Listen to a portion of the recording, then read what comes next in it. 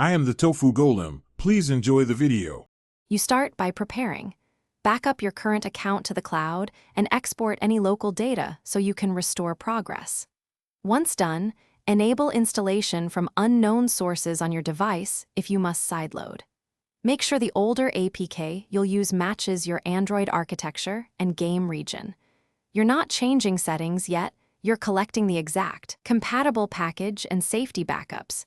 This prevents loss and ensures the older notification files will load properly when installed.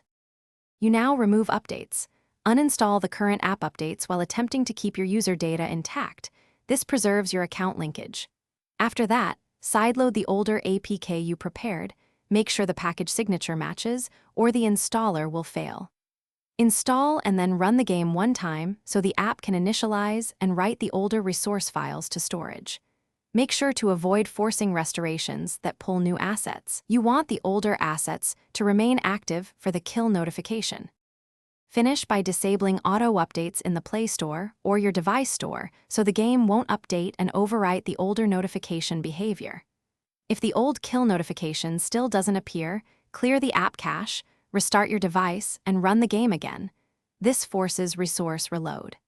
If something breaks, restore your previously saved backup or reinstall the current official version. Remember, the key is keeping the older APK and its assets intact and preventing automatic updates that replace. Thanks for watching. Consider subscribing if we helped you today.